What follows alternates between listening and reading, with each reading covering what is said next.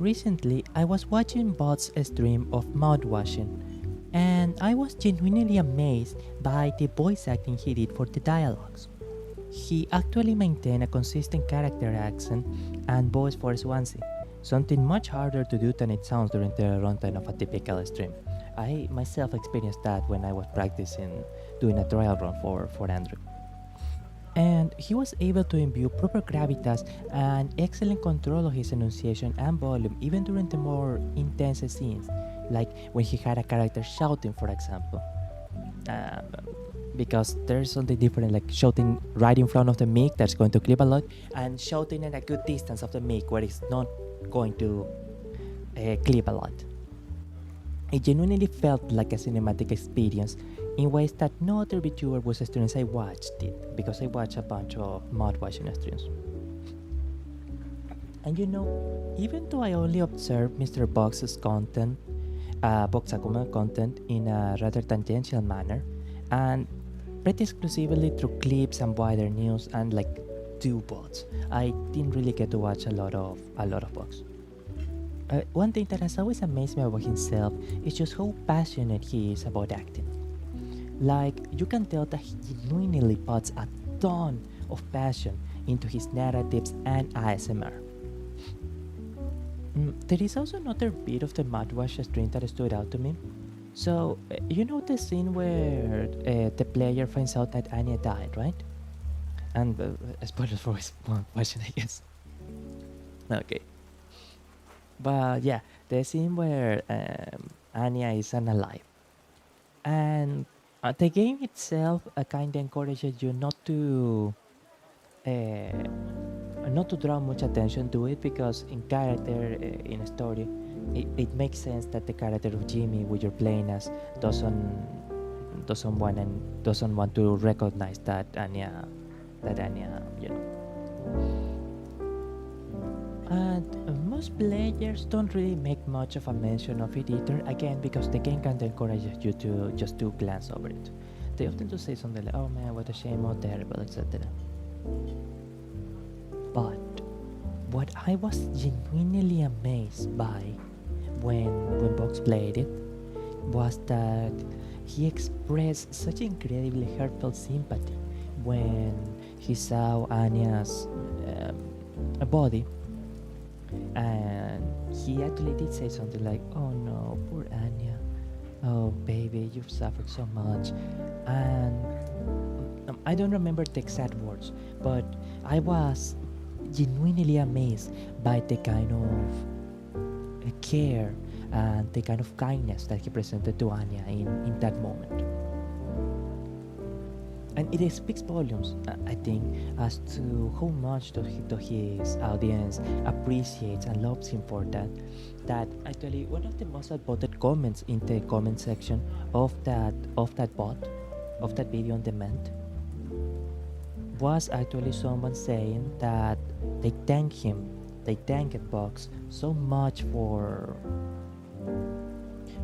spending those moments in acknowledging Anya and being so caring and so warm towards her, to the point that she said it even made her cry a little bit, because she really always wanted to have someone like that in her life. And on a deeper level, or on a more general level, I think it is that kind of caringness, kindness, or warmth and compromise towards his audience that is what made so many people gravitate so strongly towards Vox Akuma. I know that a lot of people, especially in the, how to say this,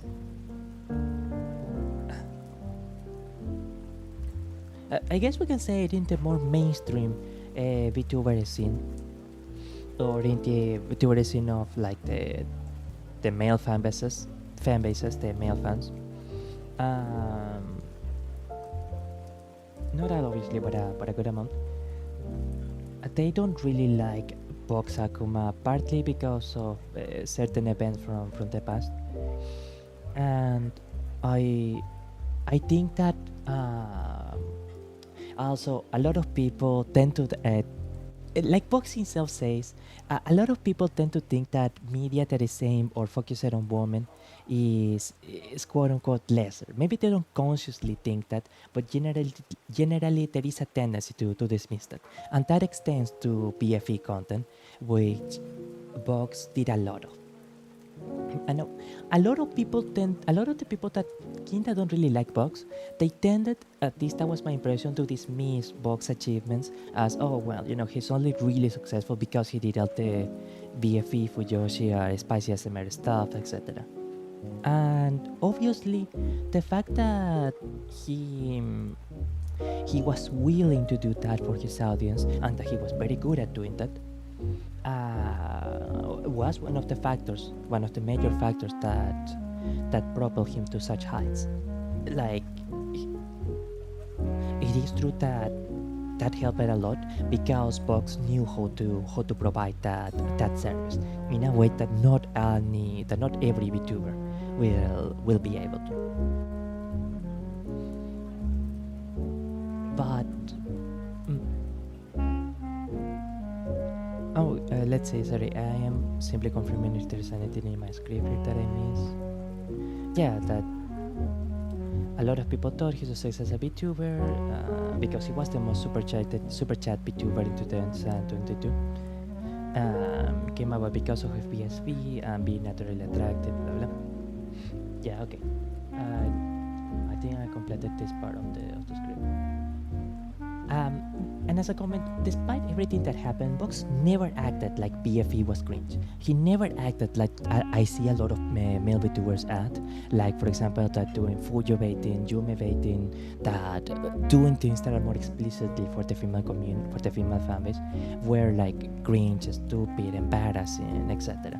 He never acted like that was lesser. And beyond the more spicy ASMRs, which I will say, apparently from what I heard, some of his more spicy ASMRs really did go quite far. And props to him, he really did dare to do a lot of stuff, from what I understand. Okay.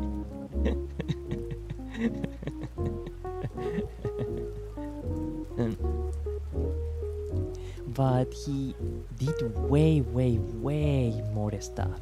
Like, for example, he had a good balance, from what I was told, between spicy and non-spicy ASMRs, or he had many series of recurrent series of ASMR scenes streams where the character is purely a caring, comforting character, or even helps and assists the listener through a trauma that she had gone through in the past, without any kind of vilification, without any kind of criticism, or well, maybe you should not have done this or that, etc. And the fact that he was able to sorry, I'm not sure how I want to say. I'll just quote a commenter. He was able to provide a really welcoming and comforting space for all sorts of people. That's why the person in the comment, even as I think she said MBAs or something like that, feel really comfortable in here and feel really nice. Like, I suppose that she was not interested in the more spicy ASMRs because of VNAs, but she really enjoyed the more comforting ones and the ones that were more creative and interesting. Now, one more point I mentioned about Vox before I continue. He was the first VTuber I watched a stream of. Oh, really? Nice. I used to like him a lot. Oh, I'm sorry. I did hear that Vox changed a lot. I did hear that Vox changed a lot from the past. I am not entirely certain of the details, specifically in which ways he did change, but I did hear, for example, I think he doesn't do as much of the more spicy content, for example, which, well, YouTube has gotten a bit more a bit more annoying about that aspect. So at least in that sense, I can kind of understand. Man, the YouTube really has changed a lot. That's true, yeah. There's a specific demographic for high consumption of fan service style, and not everyone can do that. I can respect that. Yeah. Because I used to know some people that did more spicier audios. Well, that they still do, to be entirely honest. And there is indeed a certain, I don't want to say rules, but they do have certain things that they do and certain things that they don't do to make a good hot audio. And hot audio, okay.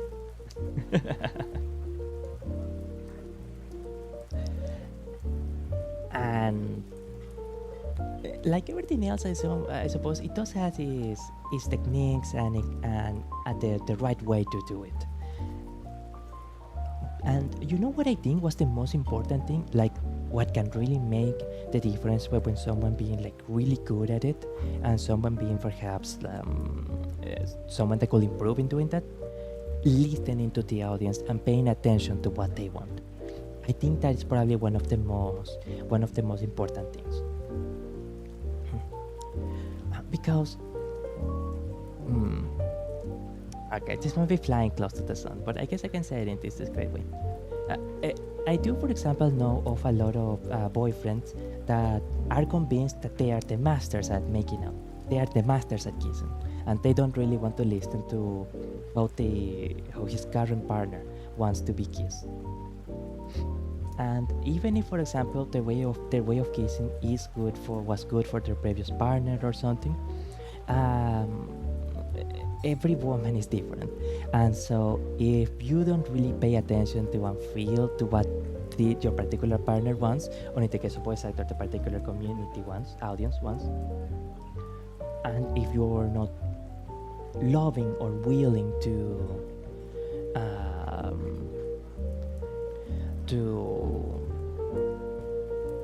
how to say it, to make that other person happy, then you are not going to do something that is really going to fulfill them into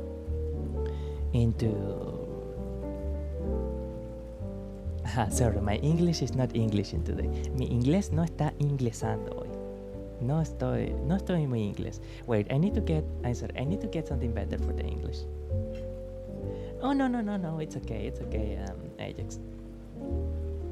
I did hear that some people were like really mixed on that stuff. Yeah. Sorry if I don't go into too much extent on that part. I simply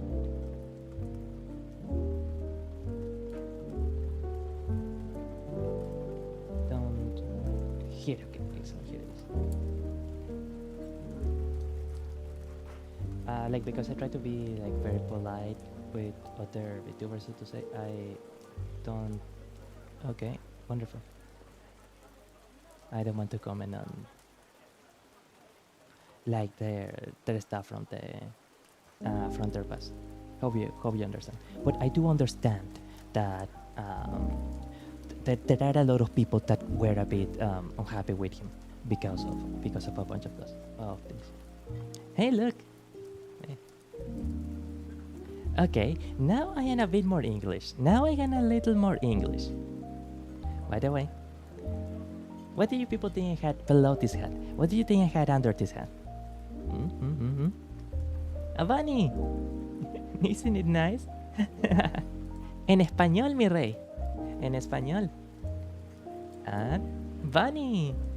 Huh? Bunny. Okay, beautiful. Thank you so much. Amazing. And Barmayo, grazie per essere tornato. Grazie. I never thought you would play. Wait. I never thought you would play this game. I will. Oh wait. I almost got a bit distracted. I almost forgot to delete it. Because there actually was one last part about Vox that I wanted to mention. It's okay. I can edit this part out in YouTube after that. And there is actually another part about Vox that I always really love and I really like. Like, even before I got to know more about Vox, he seems to be someone that is genuinely passionate for acting.